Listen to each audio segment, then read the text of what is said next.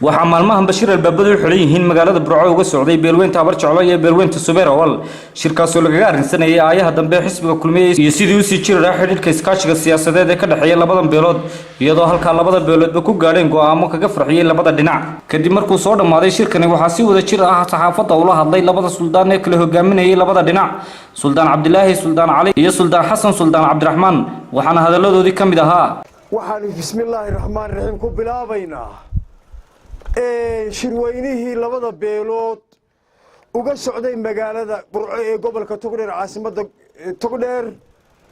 inuu maanta noo soo gabagaboobay oo uu ku soo gabagaboobay isafgarad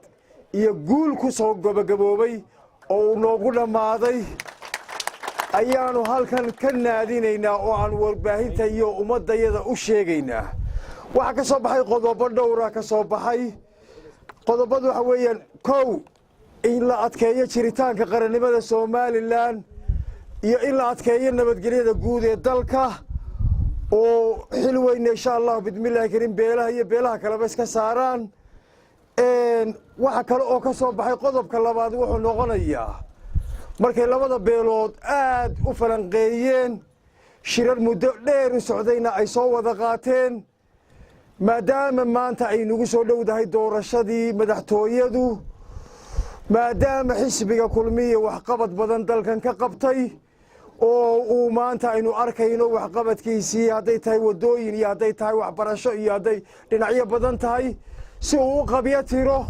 labada beelood waxay ayideen isku raaceen inay dhisaan insha Allah bidmilaahi karim sida shacbiga kale Soomaaliland ba u dhisaayo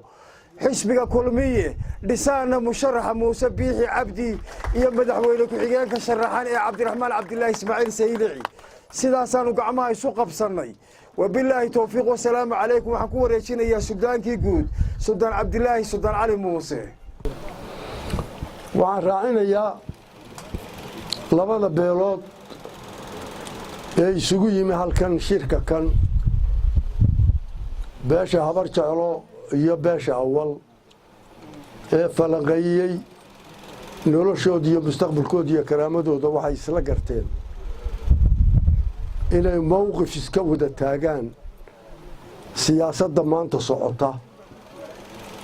kana wada shaqeeyaan xoojiyaan xisbiga kulmiye sidaas baa xaalkii noogu dhamaaday ilaahayna waxaynu ka baryaynaa inuu nabadgeliyo iyo wanaag inoogu dhammeeyo ummadda Soomaalilandna waxaanu ugu baaqaynaa inay nabadgelyada xoojiyaan oo meel uga soo wada jeestaan oo axsaabtu waa kubad la ciyaaraya kubadda marka hore lagu sii socdo waa ahad moodaa in la isu cadhaysan yahay marka laga dareero qola badisana waa la isu qoslaa marka doorashadu waa sida waa in eeblaan iyo walaalnimo lagu galaabaan ku dardaarmaynaa intaas aniga hadalku iga koobay wassalaamu calaykum waraxmatullaahi wabarakaatuh waxa iyaguna dhankooda bogaadiyay boqor Cismaan oo Maxamuud Buurmadow iyo boqor Cabdilaahi Jire Xaaji Xasan waxaana hadaladoodii kamid ahaa maanta waxa la dhaaday xaflad ballaaran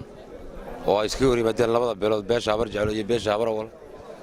oo lagu taageerayay xisbiga kulmiye iyo musharaxa madaxweynenimo ee Muuse Biixi Cabdi arrintaas oo la isku afkarto si wanaagsan u dhacday